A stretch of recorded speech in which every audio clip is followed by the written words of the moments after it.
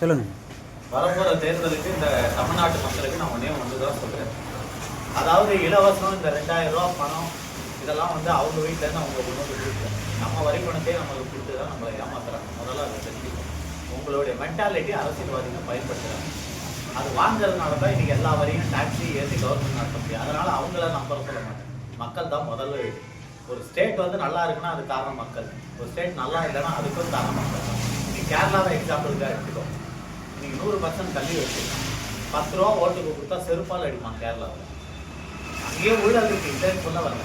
ஆனால் அவனுடைய நிர்வாகம் பார்த்தீங்கன்னா இன்றைக்கி வந்து அவங்க ஹிந்தி கம்பல்சரி. இன்றைக்கி ஆந்திரா சந்திரபாபு நாயுடு என்ன சொல்கிறான், 10 மொழி கூட என் பசங்க படிக்கட்டா நான் வேண்டாம்னு சொல்ல மாட்டேன். ஆனால் இங்கே திணிக்காதுன்றான். இல்லையே நீங்கள் தெரியும். நான் என்ன சொல்கிறேன், அரசியல்வாதி பேச்சை கேட்டுக்கிட்டு நீங்கள் பின்னாடி போனீங்கன்னா உங்களுடைய இதுவை அழிவை நீங்களே தேடிக்கிறீங்கன்னா சரியா? ஒன்னே ஒன்று உங்கள் மக்கள் மனசில் இன்றைக்கி செட்டப்பாக இருக்குது. நான் அதை ஃபேக்டாகவே சொல்லிடுறேன். நீங்கள் நான் பயப்படல.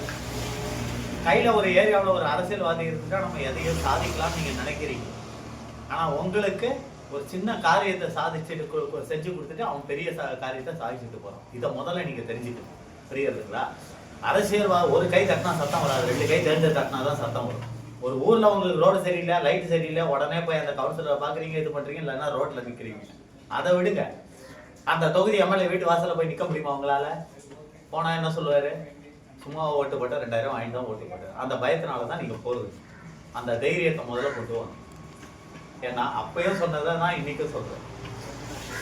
சாதாரண வார்டு கவுன்சிலர்லேருந்து ஜனாதிபதி வரைக்கும் மக்களோட வேலைக்காரன்.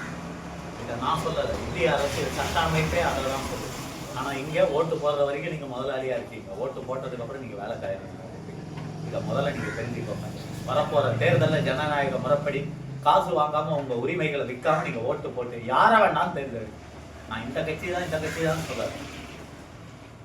காசு வாங்காமல் நீங்கள் ஓட்டு போட்டிங்கன்னா நிற்க வச்சு நடு ரோட்டில் ஒரு எம்எல்ஏ நீங்கள் கேள்வி கேட்கலாம்.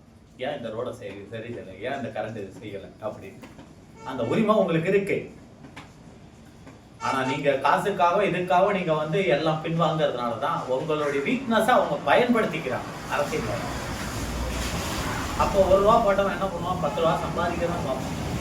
அதனால அவங்கள நான் முதல் குற்றவாளிகள் பொதுமக்கள் தான். அதனால தயவுசெய்து சிந்திச்சு வரப்போகிற தேர்தலில் ஒரு நல்ல மாற்றத்தை கொடுத்து இந்த தமிழ்நாட்டை மீட்டெடுக்கணும்னு நான் மக்களை கேட்டுக்கிறேன். நன்றி.